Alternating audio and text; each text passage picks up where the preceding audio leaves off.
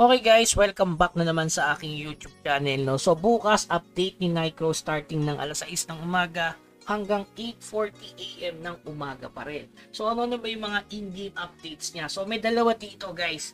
Yung una, new event will take place. Balikan natin yan. Yung pangalawa, yung class change. Yung regarding sa information regarding dito sa class change, panoorin nyo na lang yung video na ilalagay ko sa link sa baba. So, sila na yun mismo nagpaliwanag niyan, yung WeMate na mismo, or sabi natin si Nightcrow. So, nung tinignan ko yung video dyan, i-post nyo sa sa 3 second, makikita nyo dun yung price nung class change ko, nasa $50 ata siya. Pero hindi ko alam yung regarding sa mga promo nila. Halimbawa, bumili ka ng $99 na talpak. Hindi ko alam kung ilang class change coin yung laman nun. Okay, so bukas pa natin malalaman yun. So isa-isa na natin yung events. Ito, sobrang solid lalo na sa mga F2P guys. So unahin na natin dito, syempre, etong dungeon. Ayan, Summer Night Guild Dungeon. Kaya sumali na kayo ng clan na nakakapagtapos ng beginner or sabi natin intermediate. Ayan, kung makikita nyo dito, Special Summer Night Treasure. Matic sa intermediate pag natapos namin, makukuha na namin itong Special Summer Night Treasure Chest, which ang laman ay 10 Morion, Ancient Papyrus 5 agad, Gold Chest 3, at syempre yung Salmon Selection Chest. So matic na yan guys, nakalagay naman dito yan. Guys, during the event period, you can obtain the Summer Nights Treasure Chest as a quest reward for defeating Cruel Iron Heart Kochi. So ibig sabihin yung pag natapos talaga yung intermediate solid na, kahit hindi advanced, makukuha mo talaga ito. Okay, saan kailan matatapos to? July 30, after hanggang August 13. So, tingnan yung August 13. So, bali 3 weeks siya, no? August 13, sakto. Kasi reset, yun, hanggang August 13. So, ibig sabihin, unang week, pangalawang week, so hanggang pangatlo, dapat sa Monday, mag-aano ka na agad, magigil dungeon na kagad kayo ng Monday bago mag-Tuesday kasi mawawala na siya. Okay? So, bali 3 beses mga boss. So, sobrang solid. Siyempre, 3 beses, 30 Morion yun guys. Guild coin, 9k agad. So, ayan. Pinapakitaan na tayo ni Nitro ng mga F2V friendly. Okay? So, dito lang medyo pangit siya. Intermediate kasi puro pro center.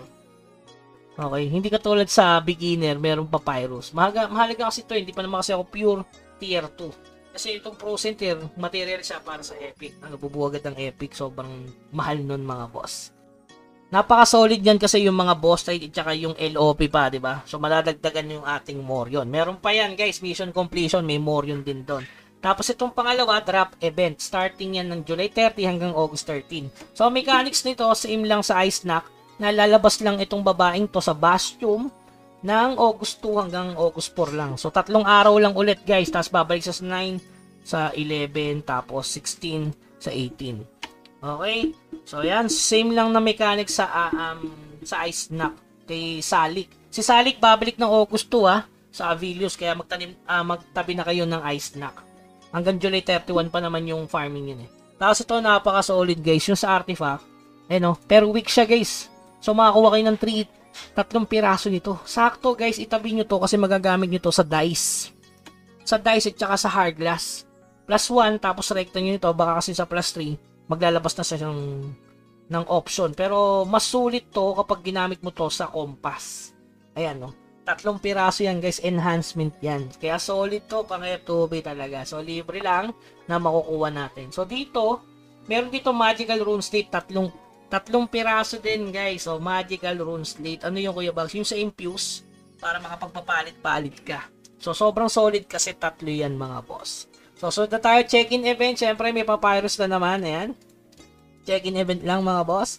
At yung huli, yan, mission completion, 10 Morion. Pag natapos mo, meron na namang seal of advancement dito na tag 5. Yan, papatay lang tayo sa Battlefront at saka sa New Trias. Ayan. Ito yung reward. Tapos dito naman, check-in sa guild. May compound 3 agent. Tapos may seal of advancement na naman ng 10. Siyempre, may materials dito. So, goods pa rin. Ito pinaka-goods talaga dyan. Umuulan na naman ng Morion, guys. So, may Morion na sa guild. May Morion sa mission completion.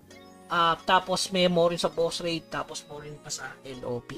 So, yan. Hindi na tayo mahirapan mag-upgrade ng skill. Lalo na yung sa sa 23M, diba 100 more yun. So, malilesen. Pwede tayo makapag tier 2 agad ng skill or sabihin natin tier 2 na equipment. So, ayan lang yung overall na update bukas. Hindi natin alam yung information regarding sa class change.